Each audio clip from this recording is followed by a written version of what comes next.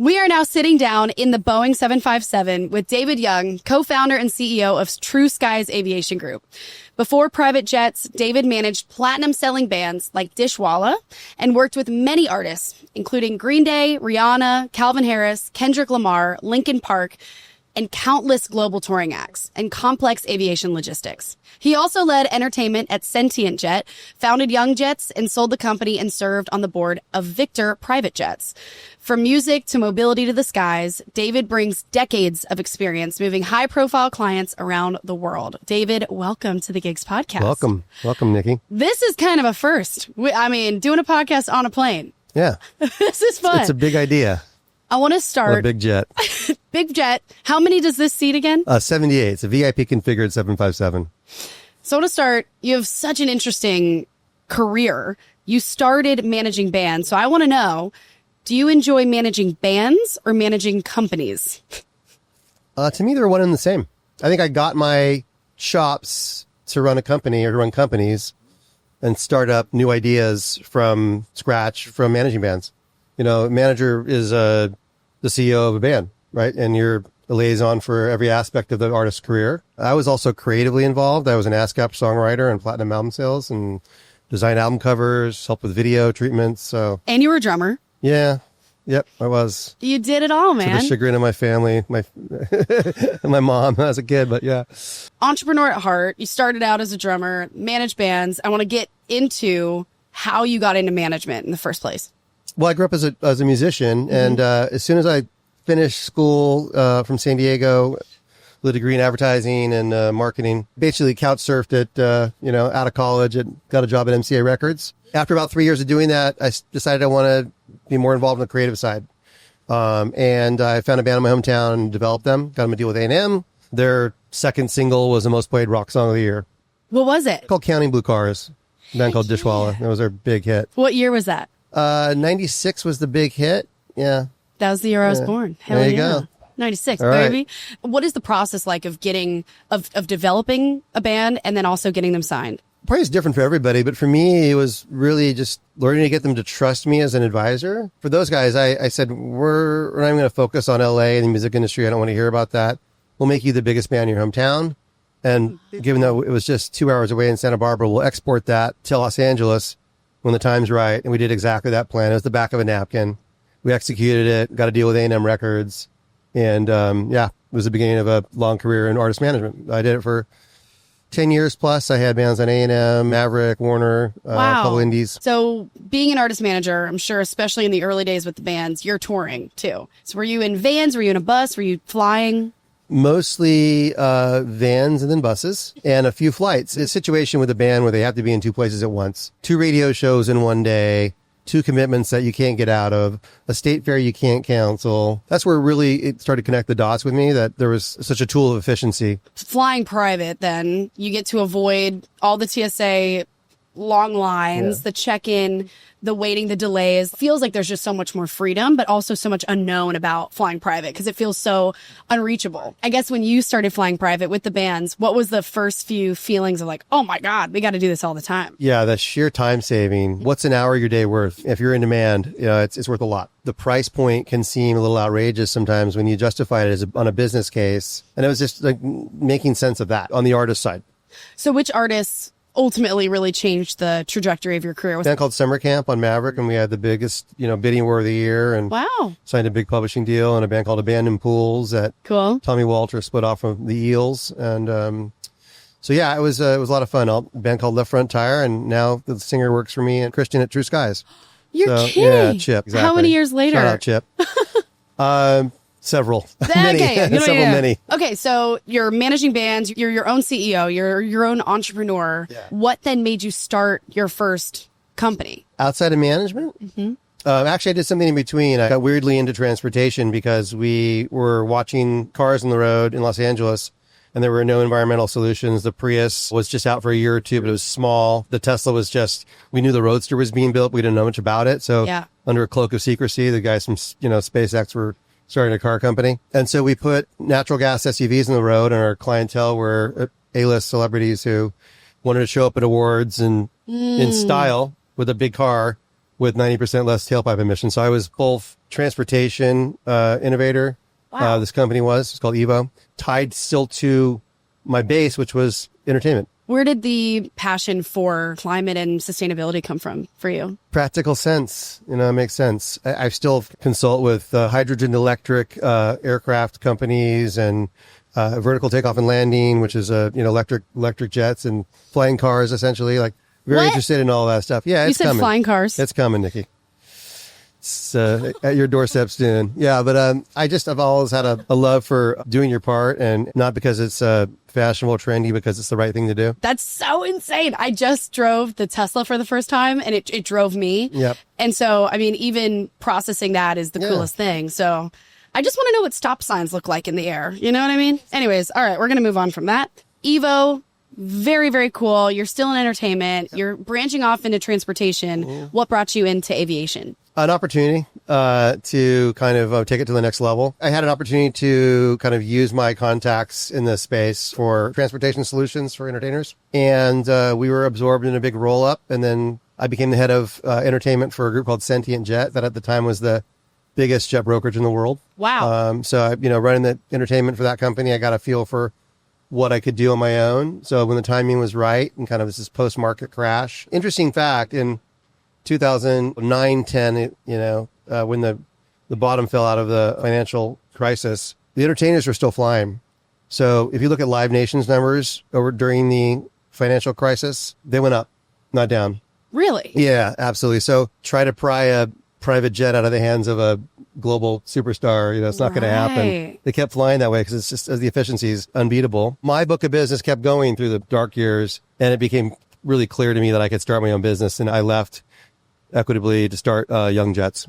What does it mean to charter private aviation? Yeah, well, a broker is an advisor between the client's demand and the supply of the jet operators. So we work with a list of vetted operators globally. They have to meet the right safety standards through independent audits. We're that go-between, that trusted advisory source. We help find the aircraft, negotiate the deals, work out the logistics, everything from, hey, I need to get somewhere on a private jet, to final landing and invoice and on the back end.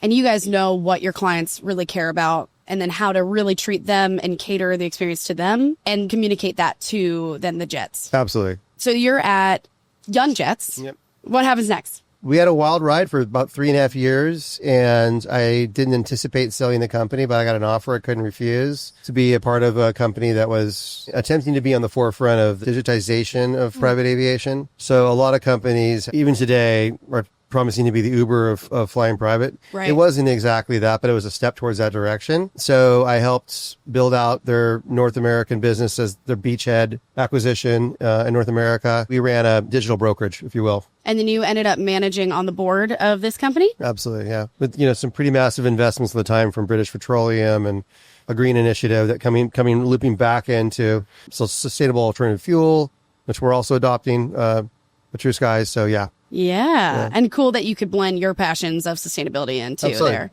Years later, you start TrueSkies Aviation. What was the problem that you guys wanted to address? There's a few problems that, over the last 5 years or so, based on recent history with the pandemic, of demand going way up, tripling, actually, supply shrinking due to consolidation and some of the smaller mom and pop operators that didn't make it through the initial stages of the pandemic. So you've got this pricing surge, demand's down, and then out of that, the market softened a bit. But a lot of brokers and operators kept their prices high artificially. Yeah. Because they could get them. We saw a need to come in there and have a pricing transparency model. So we basically, and especially for our reserve program members, have a funds on a deposit program where everything from that point on is just kind of a cost plus model. Everything's transparent, wholesale plus our margin. We divulge what our margin is. The more you fly, the less you pay our services. And it takes the opaqueness out of the business and takes a lot of the mystery out of the business. And then in terms of mechanical recovery, which is an issue, I think 7% of aircraft have an issue launching on time, one way or the other. It could be weather, it could be a lot of different things. But, I hear that. Yeah. And so we wanted to have some pricing controls around that, because if you really get into it, you have to replace an aircraft. There is definitely additional time and additional cost potentially involved in flying in a new jet last minute. So we've come up with a program called TS Trip Protection. It's to basically ensure against mechanical recovery. Yeah. That you never pay more and you're recovered as soon as possible. We have a whole separate company. The way we vertically integrated our business, you're flying a private jet, you expect everything to be on time, everything to go on schedule, and for your costs not to be increased at all. One of the reasons behind starting TrueSkies is better dispatch reliability. The pricing control with our reserve program, the cost plus transparency, and then just really becoming, a great people business is something I think is kind of missing in the space. It's not absent entirely, but it's really easy to stand up a jet brokerage from your bedroom and put a website up with AI in 15 minutes and call yourself a jet broker. But our team's been doing it for 50 years now, and we tend to know what we're talking about. Are people paying hourly for this, for a plane? How does that work? Yeah, it's based on the typical jet charter is chartered or rented, if you want to call it that, on a 2-hour-a-day minimum basis. Got it. So depending on what the mission is, if you're going one way to Columbus like we are today versus going out to Chicago for business and back, or going to a second home, or taking a band on tour every day, different stops along the way, different models kind of come into play. So the 2-hour-a-day minimum is the baseline. Got it. If an aircraft is flying, say, 6 hours in 3 days, it's met its minimums. If it's flying 2.5 hours in 6 days, you're still paying for those 6 days. Yeah. But it's just the pricing efficiencies and having a trusted broker to kind of understand how to make that work. Yeah. To bring the most value to your client is a big piece of the art of doing what we do. I think that percentage is crazy, about only 7% private aren't on time, because I think that's something that tour managers should know. But all right, if you have a harsh deadline, you're doing a national tour, you have a big crew of 75 people, you got to get somewhere immediately. You can't wait. So the last thing you want is to be worrying about, is this going to cost the tour anymore? Are we going over budget? Where's our replacement aircraft coming from? Who's working on it in the middle of the night? So that's why we work closely, horizontally integrated with a company that does nothing but mechanical recovery programs for us. Yeah. So your tagline is, the truth is out there. So you talked a little bit about transparency, and that's like one of the solutions of TrueSkies. So what does transparency really mean for how you guys handle it? It starts with, bringing on the right people who have integrity, being a trusted advisor, building trust with your clientele. It's definitely a marathon, not a sprint. There are folks who might take this as a more transactional business. It's a relationship business. The transaction is in that relationship long term. How do you win that trust? Patience, integrity, and being a good communicator. Yeah, because you're working with executives, you're working with entertainment, you're working with A-listers. So what's changed most in private aviation in the last 10 years? And what do you foresee changing in the next 10 years? I think in the private aviation business, especially 135s, and I probably say the same for the airlines, and 120 or 121, and that's the difference, is 135 is executive aircraft, 19 passengers and under, your Gulfstreams, your Bombardiers, Challengers and Global Expresses, and then your airliners like we're on now, and that's 121. A lot of this is going over my head. It's okay. This is why we're on a podcast, Nikki. Yeah. We're learning. We're educating. Yeah. So I think in the last 10 years, you've seen a consolidation of companies. I think there's a move towards better transparency and actual solutions. Yeah. I mentioned earlier, sustainable alternative fuel, known as SAF, is a real thing. You can fly a jet across the country without using petroleum. It's just a supply problem at the moment. It's kind of expensive, but it can be done.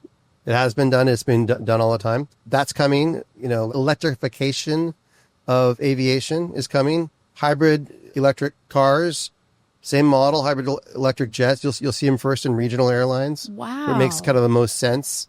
They're very fuel intensive missions that take off, plateau for a minute, and come back down, an hour later. On the transparency side, there are rules in place. Now, back in the day, you didn't need to actually divulge who the operator of the jet was before signature. Now you do. There are safety protocols in place that didn't exist before, so safety is getting better. I would say those are the kind of the pillars. Can you tell a story about when you guys really solved a big problem with your airline? Yeah, well, I mean, I've definitely pulled artists out of war-torn near riots after a show collapsed due to a promoter, not the stage, but the promotion. And then, to pull a pop star out of was about to be a riot, an African nation, to be unnamed. Okay. I've flown tuxedo for a hip-hop mogul who had to attend a presidential state dinner in a Central American country. I've flown dogs for a pop star who was terribly homesick across the country. So some interesting things that, keep the show on the road, really. How many dogs? 3. 3 dogs in a private plane. Yeah. Just to make them feel happier. Yep. I mean, I want to know who that is. You can't tell me. I want to get it out of you. Nope. That's crazy. So the number one thing on people's mind is like, well, it's not even on the table. The costs are too high or whatever it is. But what is the ROI for chartering private versus commercial? I always ask my clients who have, artists they're looking after, what does that artist make an hour? You don't have to tell me, but just think about it. Calculate what is that hourly rate for your artist and what's their time worth? The ROI is their time back. It's a time machine. Yeah. So anytime you can save hours in commute, transport, the efficiencies of private aviation are unmatched. Start with that baseline. What is your time worth? And how do you get that time back? And the only way you could possibly approach buying that time back is really flying private. Wow. More time with the family, more time with your fans, more time with your loved ones, more time on other projects, making other music. That is too cool. Thank you so much. Pleasure to be here and for the launch of TrueSkies Aviation Group. It's so awesome. Congratulations. Thank you.